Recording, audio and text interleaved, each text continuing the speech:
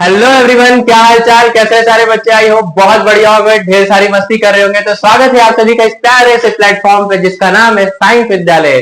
तो कैसे आप सभी बच्चे, आई हो बहुत बढ़िया होंगे। तो आज एक नया चैप्टर क्लास 10 का बहुत शानदार चैप्टर का आज शुभारंभ करने जा रहे हैं हम लोग। और जैसा कि इस चैप्टर का नाम है अरिथमेटिक प्रोग्रेशन, और ये चैप्टर अपने आप में बहुत भयानक इतिहास लेके आता है। बोर्ड एग्जाम में बहुत छोटे छोटे क्वेश्चन आते हैं, थोड़े क्वेश्चन घुमाने वाले भी होते हैं, लेकिन बच्चे फंस जाता है। लेकिन लेकिन लेकिन भले ही आपको ये चैप्टर आता हो या ना आता हो, मैं जितना लिखाऊंगा आपको उतने क्वेश्चन प्रैक्टिस करना है। और मैं यकीन के साथ कह सकता हूं कि आज के बाद जिस भी बच्चे को ये चैप्टर नहीं समझ में आता, नहीं हो पाता सर, उसके बाद बच्चा क्वेश्चन ऐसे लगाएगा। तो शुरू करते हैं आज के इस नए चैप्टर का शुभारंभ करते हुए, श्री गणेश करते हैं इस चैप्टर का।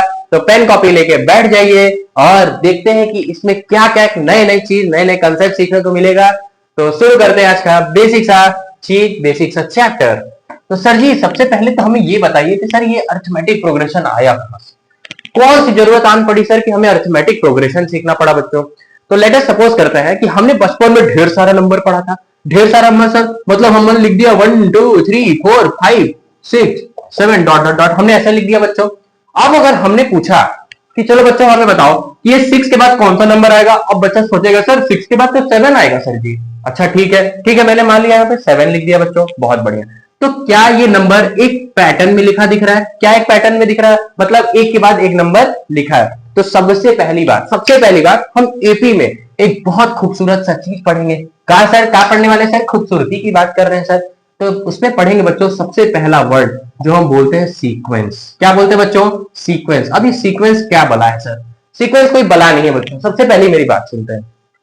सीक्वेंस का मतलब होता है कि कोई ढेर सारे नंबर लिखे हुए हैं, ढेर सारे नंबर लिखे हैं किसी एक पर्टिकुलर फिक्स्ड पैटर्न में लिखे हुए। क्या कहना चाहते हैं सर? जैसे कि अगर हमारे पास लिखा है बच्चों 1 2 3 4 5 6 7 एंड सो ऑन। अगर हमारे पास एक कोई पर्टिकुलर पैटर्न में कोई नंबर लिखा है, जो नंबर लिखा हुआ है, तो हम उसे क्या कहेंगे सर? सीक्वेंस कहेंगे सर। बहुत बढ़िया सर। तो क्या एक सर एक एग्जांपल और दे सकते हैं सर? हाँ बच्चों, जैसे हमने लिखा 2 4 6 8 7 10 एंड 12 एंड सो ऑन। क्या ये भी एक सीक्वेंस है? क्या ये भी एक सीक्वेंस है? कैसे कहेंगे सर जी, कैसे कहेंगे? देखिए, हर एक नंबर के बाद दो नंबर ऐड है, दैट मींस ये कौन सा नंबर है? इवन नंबर के सारे नंबर लिखे हुए हैं, एक रेगुलर पैटर्न में लिखे हैं। एक एग्जांपल और, क्या हमारे पास ये नंबर क्या सीक्वेंस हो जाएगा? क्या ये नंबर सीक्वेंस होगा बच्चों? हाँ सर बिल्कुल। क्यों? क्योंकि ये ऑड नंबर है। बहुत बढ़िया सर। तो सीक्वेंस का मतलब होता है बच्चों, सीक्वेंस का मतलब होता है कि कोई ढेर सारे नंबर लिखे हैं, ढेर सारे नंबर लिखे हैं और किसी एक फिक्स्ड पैटर्न में। कैसे बच्चों? एक फिक्स्ड पैटर्न है।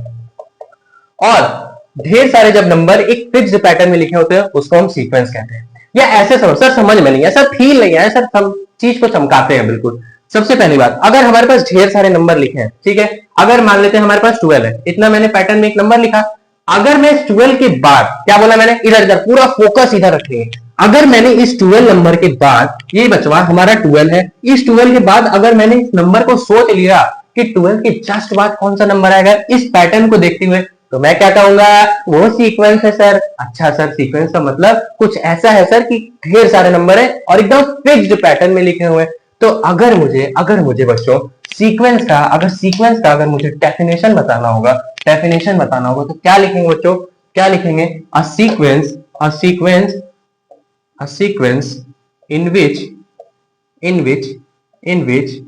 ईच टर्म is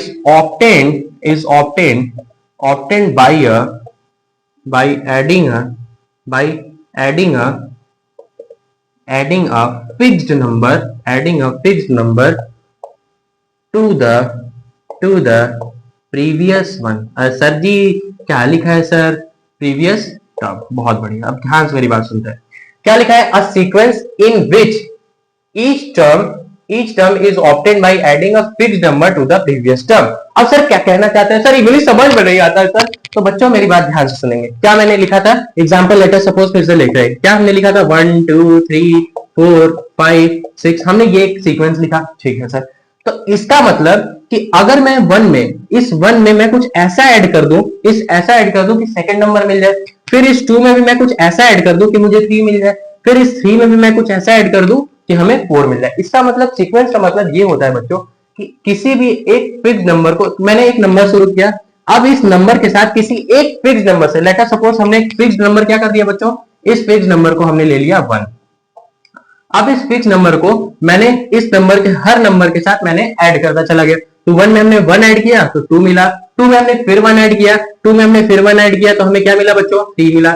फिर 3 में हमने +1 किया तो हमें 4 मिला, फिर हमने 4 में +1 किया तो हमें क्या मिला, 5 मिला। तो इसको कहते हैं सीक्वेंस बच्चों, मतलब कि ढेर सारे नंबर किसी फिक्स रेगुलर पैटर्न में लिखे उसको हम क्या कहते हैं, सीक्वेंस कहते हैं। अब आई होप सभी बच्चों को ये बात समझ में आ गई होगी।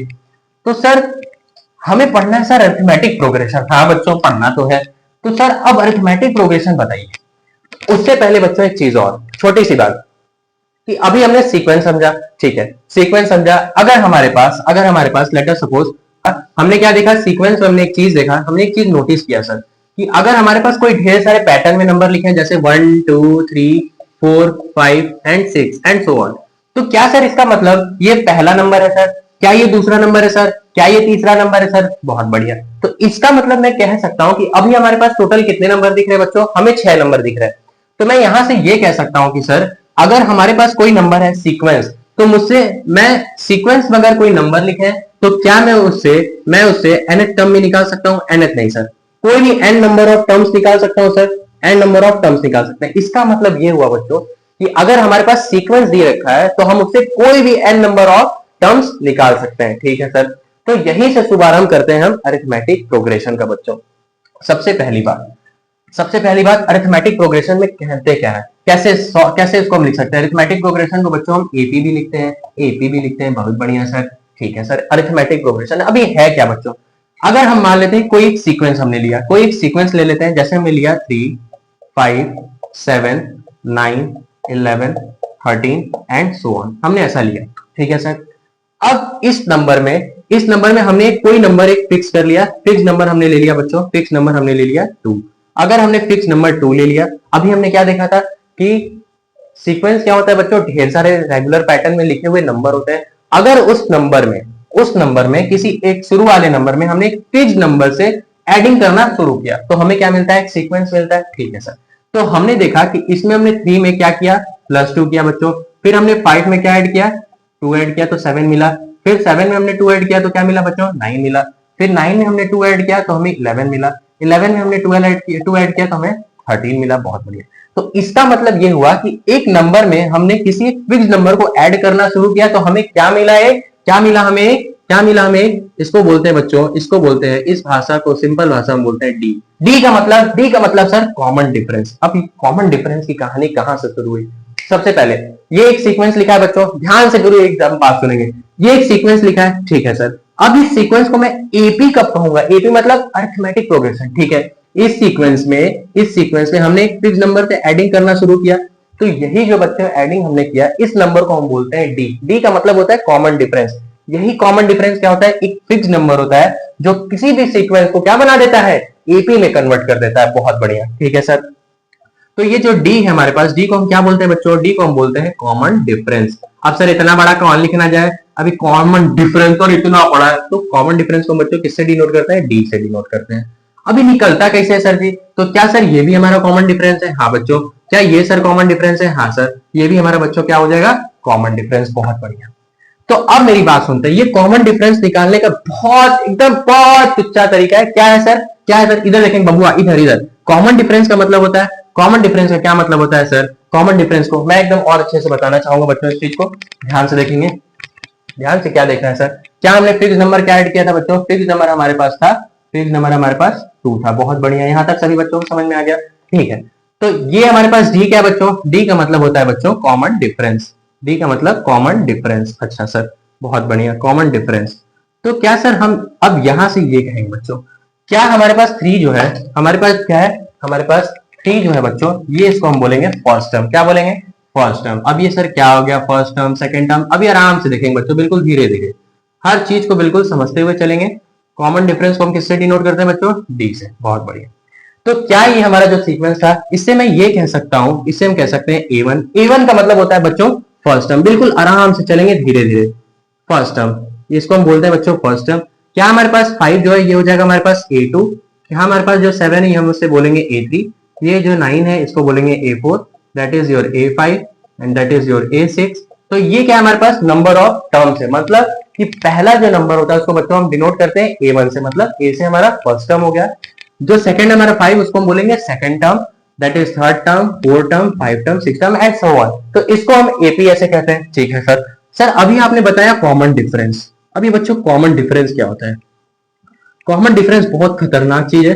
कॉमन डिफरेंस ये पूरे एपी की जान है। अगर कोई भी चीज, कोई भी सीक्वेंस अगर लिखा है, अगर हमें उसमें फाइंड करना है कि सर ये एपी में है कि नहीं, ये सबसे इंपॉर्टेंट चीज है बच्चों, कॉमन डिफरेंस। कॉमन डिफरेंस निकालते कैसे हैं सर? कॉमन डिफरेंस निकालते हैं बच्चों, कॉमन डिफरेंस निकालने का एक बहुत खतरनाक तरीका है, अगला अगला माइनस पिछला।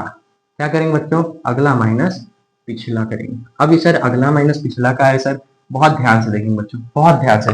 सबसे पहली बात, अगर हमें कॉमन डिफरेंस निकालना है किसी भी चीज का, तो हम करेंगे क्या, एक छोटा सा जादू। जादू कैसा करेंगे सर? बिल्कुल ध्यान से देखेंगे। हमें अगर डी का वैल्यू निकालना है तो हम करेंगे अगला माइनस पिछला, मतलब हम सेकंड टर्म में से फर्स्ट टर्म को माइनस करेंगे, A2 माइनस A1। इसका जो कॉमन डिफरेंस आएगा बच्चों डी आएगा। चाहे मैं A4 माइनस A3 कर लूं तो भी हमारा कॉमन डिफरेंस डी आएगा। बहुत बढ़िया। अगर मैं A6 कर दूं, ए बबुआ इधर A6 माइनस A5 कर दूं तो डी ही आएगा। इसका मतलब कि कॉमन डिफरेंस, हर बाद वाले नंबर को पहले वाले नंबर से माइनस करेंगे तो जो कॉमन डिफरेंस है वो हमेशा क्या होगा? सेम होगा। और अगर सेम है तो वो सीक्वेंस किसमें है? बोल बच्चा, एपी में है सर। इसका मतलब कि अगर हर दूसरे टर्म को मैंने पहले से माइनस किया तो हमारा कॉमन डिफरेंस, लेटर्स हमने A6 को A5 से माइनस किया तो भी कॉमन डिफरेंस क्या होगा? डी ही होगा। बहुत बढ़िया। अब ये बड़ा इंपॉर्टेंट चीज है, कॉमन डिफरेंस की पूरी जान है बच्चों, कॉमन डिफरेंस की पूरी जान है। एपी में अगर पढ़ना है तो ये कॉमन डिफरेंस आना चाहिए। बहुत बढ़िया। तो हमने डी तो देख लिया कि सर डी क्या आता है? अगला माइनस पिछला, मतलब कॉमन डिफरेंस हमने देख लिया। अब एक बड़ा इंपॉर्टेंट चीज क्या है सर? एपी में अगर एपी पढ़ना है तो एपी की एकदम बारीकी चीजों को एकदम बेसिक से जानेंगे और मजा आ जाएगा सर। उसके बाद कहेंगे सर इस चैप्टर का तो हमने हिला डाला सर, एकदम बेसिक चैप्टर था सर, छोटा सा क्वेश्चन वाला चैप्टर था सर। तो सबसे पहले अभी हमने देखा बच्चों कि हमारे पास था सीक्वेंस, हमारे पास एपी जो हमने लिखा था 3, 5, 7, 9, 11 एंड सो ऑन, ऐसा था हमारे पास। बहुत बढ़िया। इसको हमने कहा था बच्चों first term that is A1, ये था हमारे पास A2, ये हमारे पास A3, ये हमारे पास A4, ये हमारे पास A5। अब बिल्कुल ध्यान से देखेंगे फॉर एपी के लिए क्या क्या जरूरी चीजें हैं, जरूरी सूचना, नोटिस, इंपॉर्टेंट, स्टार मार्क। तो सबसे पहले अगर हम बात करें यहाँ पे फर्स्ट टर्म की, तो हम फर्स्ट टर्म किससे डिनोट करते हैं बच्चों? ए से डिनोट करते हैं। बहुत बढ़िया। कॉमन डिफरेंस किससे डिनोट करते हैं बच्चों? अभी मैंने बताया था कॉमन डिफरेंस सर। हाँ, कॉमन डिफरेंस, वही डिफरेंस जो आप में 19-20 का फर्क होता है बच्चों, कॉमन डिफरेंस को डी से करते हैं। ठीक है सर। तो अब एक बड़ा इंपॉर्टेंट चीज, क्या हमारे पास ये ए है? अभी हमने देखा बच्चों की जो डी है, डी का मतलब sir A2 minus A1, sir A3 minus A2 and sir A4 minus A3 and sir A5 minus A4। इसका मतलब कि हर हमने देखा था हर दूसरे टर्म में से जो पहला वाला टर्म है उसको माइनस करने पे हमारा कॉमन डिफरेंस क्या आ रहा था? बिल्कुल सेम आ रहा था सर। हाँ सर, बहुत बढ़िया। तो मैं अगर जनरल टर्म लिखना चाहूं बच्चों, जनरल टर्म किसके लिए sir? General term for AP sir, general term. तो अगर हमें जनरल टर्म ऑफ एपी लिखना हो तो सबसे पहले क्या लिखेंगे? हमने क्या देखा, ये अगर हमारे पास ए है और इसमें हमने अगर 2 ऐड किया तो ये हमारा 2 क्या था? कॉमन डिफरेंस डी था। तो इसका मतलब अगर जनरल टर्म में लिखना चाहूं तो ये हो जाएगा ए प्लस डी, ए प्लस 2डी। सर जी ए प्लस 2डी, तो ए प्लस 3डी भी आया होगा सर, ए प्लस 3डी, ए प्लस 4डी एंड ऐसा चलता जाएगा। ठीक है सर। तो ये हमारा अगर जनरल टर्म है सर, तो इसका मतलब बच्चों ये फर्स्ट टर्म के लिए वैल्यू होगा, A1 के लिए फर्स्ट टर्म की वैल्यू होगा, ये किसके लिए होगा? A2 के लिए होगा सर, ये किसके लिए होगा? A3 का होगा सर। तो क्या सर हमारे पास अगर इतना है तो हम क्या सर अब फटाक से एकदम बताएं, कमेंट सेक्शन में एकदम आंसर करेंगे क्या हम A12 निकाल सकते हैं? क्या हम A15 निकाल सकते हैं बच्चों? हाँ सर। हमने देखा क्या कि A सेकेंड टर्म के लिए कितने common difference? D common difference एक बार आया। दैट मींस कि मैं A12 को क्या लिख सकता हूं बच्चों? A plus 11D। क्या मैं A15 को क्या लिख सकता हूं? 15 टर्म के लिए क्या लिख सकता हूं? A plus 14D। हाँ सर, बहुत बढ़िया सर फील नहीं आया, मजा नहीं आया बच्चों। अभी देखो, हमने अब एक फील दिलाता हूँ। क्या हमने देखा सेकंड टर्म में यहाँ पे वैल्यू 2 है तो कॉमन डिफरेंस का डी का वैल्यू कितना है? मतलब एक बार डी ऐड हो रहा है। ठीक है सर। यहाँ पे A3 है तो डी कितने बार ऐड हुआ सर? 2 बार। क्या मैं इसको ऐसे लिख सकता हूँ, ए को A प्लस डी को मैं A प्लस डी ही लिखूंगा? क्या मैं A प्लस 2D को A प्लस डी सर लिख सकते हैं? क्या मैंने देखा जब हमारा टर्म जितने टर्म है उससे कॉमन डिफरेंस कितना है, एक कम है। क्या हम a3 को लिख सकते हैं बच्चों, a प्लस 3d को लिख सकते हैं, a plus D plus D plus D. तो इसका मतलब कि अगर हमने फर्स्ट टर्म में 3 बार d को ऐड किया होगा तब जाके हमें ये वो थर्ड टर्म मिला होगा, सेकंड टर्म मिला होगा। मतलब कि जो भी टर्म्स होते हैं उसमें उतना कम हम d ऐड करते हैं। ठीक है सर। तो अब मेरे बच्चे, अब मुझे एक बात बता दें, क्या अगर हमें जनरल टर्म, मतलब अगर हमें nth टर्म निकालना होगा, nth टर्म निकालना होगा, तो nth टर्म के लिए क्या लिख सकते हैं बच्चों, nth टर्म के लिए क्या लिख सकते हैं? बिल्कुल अब ध्यान से देखेंगे, बिल्कुल ध्यान से देखेंगे। हमने देखा क्या सर, अगर हमें a12 निकालना होगा सर तो उसका वैल्यू a प्लस 11d हो जाएगा सर जी। एंड अगर हमें a15 निकालना होगा तो a प्लस 14d हो जाएगा सर जी। तो अगर बच्चों हम बात करें, किसका बात करें सर, nth टर्म की, ये क्या है बच्चों, ये है nth टर्म, nth टर्म पर ईपी। बहुत बढ़िया सर, बड़ा स्टार मार्क देंगे और बहुत शानदार फॉर्मूला है। क्या लिखेंगे बच्चों, हमने देखा ये हो जाएगा a प्लस, हमने यहाँ पे क्या रखा, मैं 15 को क्या ऐसे लिख सकता हूँ n-1। अभी हमने देखा बच्चों कि यहाँ पे 15 था तो यहाँ 14d आ रहा है, तो यहाँ पे n है तो यहाँ पे कितने टर्म्स आएंगे, एक कम आएगा, कौन सा, n-1 इंटू 2d।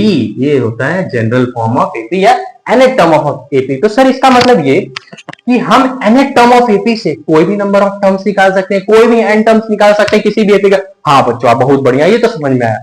ये हमारा बेसिक इंपॉर्टेंट फॉर्मूला यहां से शुरू होता है बच्चों कि हम किसी भी nth टर्म ऑफ एपी को हम कैसे लिख सकते हैं, a plus n minus 1 into D. फिर से बोलेंगे a plus n minus 1 into D. अब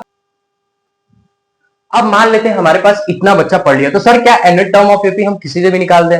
अब बच्चा इतना पढ़ने के बाद अब कहे सर हमको नहीं समझ में आ रहा, सर बहुत डर लग रहा है। अब बच्चा अंदर से एकदम परेशान हो। अब कोई बच्चा पढ़ रहा है, कुछ भी कर रहा है, वो एकदम परेशान है एकदम अंदर से, ना उससे पढ़ाई हो रहा है, ना उससे खिलाई हो रहा है, ना उससे बंदी पट रही है, कुछ नहीं हो रहा है, एकदम जिंदगी में एकदम एकदम खाली पड़ा है। लेकिन तभी उसके जिंदगी में एक दोस्त की एंट्री होगी, उसके खास दोस्त की, कहेगा भाई चल खेलने चलते हैं, चल घूमने चलते हैं। अब पूरा वो लड़का, वो बच्चा एकदम आराम से हो जाएगा, मजा आ जाएगा, कहे आप तो जिंदगी एकदम फर्स्ट है सर, अब मजा आएगा सर। फिर वो दोस्त कहेगा हाँ भाई तेरी जिंदगी तो बहुत मस्त है, बहुत मस्त कट रही है तेरी जिंदगी। अब खुद को पता है कि कितना परेशान है बच्चा, अंदर से प्रॉब्लम में है, लेकिन फिर भी बोलेंगे हाँ भाई बहुत मजा आ रहा है। तो उसको बुला के कहेंगे ए भाई इधर आ, इधर आ।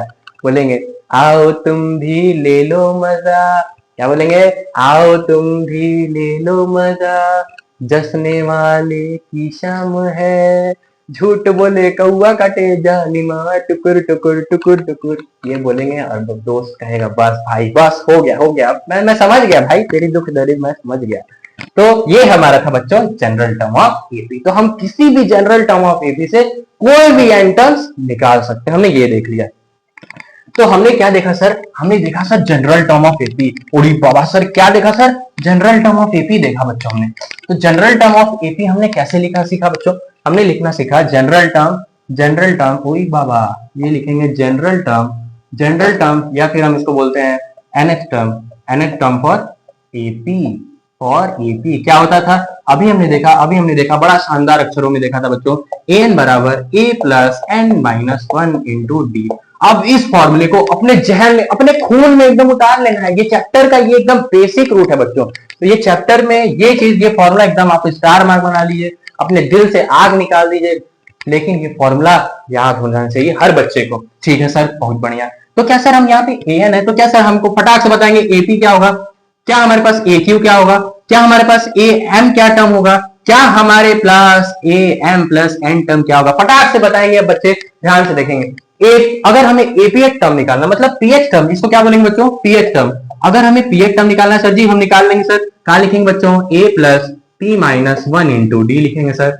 अगर हमें QH टर्म निकालना है बच्चों, QH टर्म निकालना है, हाँ सर QH टर्म भी निकल जाएगा sir, A plus Q minus 1 into D, ये हमारा QH टर्म हो गया बच्चों। अगर हमें MN टर्म्स निकालना है, MN टर्म अगर हमें निकालना है, क्या लिखेंगे, A plus MN minus 1 into D. बहुत बढ़िया सर। अगर हमें m प्लस 1 टर्म निकालना है बच्चों, m प्लस n टर्म निकालना है, तो क्या करेंगे सर, कुछ नहीं करना है बच्चों, ये लिखेंगे n की जगह हमने m प्लस n लिखना है, इसमें से एक माइनस करना है और d लिखना है। ये आपके बड़े खूबसूरत से चीज, और यही क्वेश्चन में आते हैं और बच्चे मुंह बना लेंगे, कहे सर हम पढ़ के गए थे ये सर आ गया, ये कैसे करें सर। तो बच्चे ये ऐसे करना है, जहां पे भी n का वैल्यू, ये जो यहाँ पे जो भी नंबर लिखा है इस वैल्यू को यहाँ लिखेंगे और उसमें से 1 माइनस कर देंगे, 1 माइनस कर देंगे, तो उससे हमारा कोई भी टर्म निकल जाए।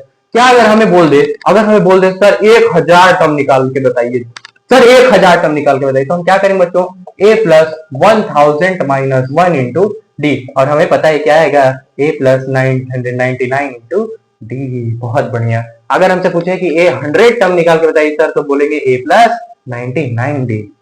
आई होप ये जनरल टर्म ऑफ एपी की बात आप सभी बच्चों को समझ में आ गई होगी। तो अब करते हैं छोटे छोटे से सवाल, प्यारे प्यारे से सवाल, और इस चैप्टर के बेसिक कंसेप्ट को बिल्कुल चमका देंगे।